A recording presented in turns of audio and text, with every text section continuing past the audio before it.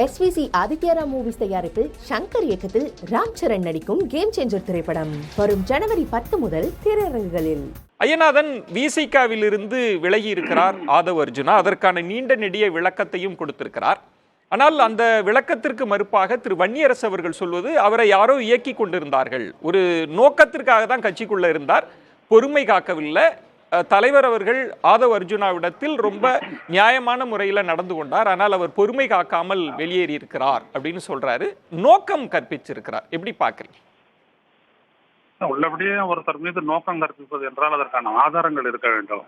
ஒண்ணு, யார் மேல வேணாலும் அவங்களுக்கு வந்துட்டு ஒரு உள்நோக்கம் இருக்கு அப்படின்னு நம்ம சொல்லிட்டு அப்படியே கடந்து போயிடலாம்.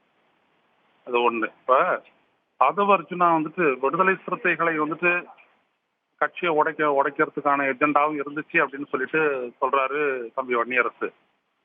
அது அவ்வளவு தூரம் அவர் ஒரு செல்வாக்கு மிக்க ஒரு விடுதலை சிறுத்தைகளையும் கிடையாது, மற்றபடி அவர் அளவுல ஒரு செல்வாக்கு பெற்றவர் அவர் வந்துட்டு தமிழ்நாட்டு அரசியல்லையும் கிடையாது. எனவே அவரால் விடுதலை சிறுத்தைகளை உடைக்க முடியும்னு நான் நினைக்கல. ரெண்டாவது விஷயம், ஒரு ஆள் இந்த மாதிரி ஒரு சமீபத்தில் விடுதலை சிறுத்தைகள் கட்சியில சேர்ந்து அவர் என்னதான் துணை பொதுச் செயலராக நியமிக்கப்பட்டாலும் கூட அவரால் எப்படி திமுக கூட்டணியை உடைக்க முடியும்? எனக்கு அது புரியவில்லை. ஏன்னா அவனுடைய பலம் வாய்ந்த ஒரு கட்சி திராவிட கட்சி விடுதலை சிறுத்தைகளை பொறுத்த வரைக்கும் தலைமை வந்துட்டு மிக பலமானது, மிக செல்வாக்குடையது. அந்த தொண்டர்களுக்கு வந்துட்டு தலைவர் திருமாவளவன் மீது வந்துட்டு பெரும் பற்றுதல் இருக்கிறது. எனவே அவரை தாண்டி எல்லாம் யாரும் முடிவெடுத்து எதையும் செஞ்சு பண்ண முடியாது. பொதுவா நீங்க சொல்வது வந்து திமுக கூட்டணி பலமாக இருக்கிறது, ஒரு தனிநபரால் உடைக்க முடியுமா? விசிகா போன்ற ஒரு கட்சியை ஒரு தனிநபரால் உடைத்து விட முடியுமா அப்படின்னு ஒரு தர்க்கமாக ஒரு கேள்வி எழுப்புறீங்க. ஆனா முடியுமா முடியாதா அந்த விஷயத்தை தாண்டி அவருக்கான நோக்கம் அதுதான், அஜெண்டா அதுதான். அதன்படி வந்தார், இப்ப வெளியேறி இருக்கிறார்ன்றது தானே விமர்சனம். நீங்க முடியுமா முடியாதாவை விட்டுருங்க, அவரோட அஜெண்டான்னு சொல்றாங்கல்ல, அதை எப்படி எடுத்துக்கிறீங்க? நான் சொல்றதுலயாவது தர்க்கம் இருக்குது, அஜெண்டான்னு சொல்றதுக்கு என்ன ஆதாரம் இருக்குது? யோசிச்சு பாருங்க.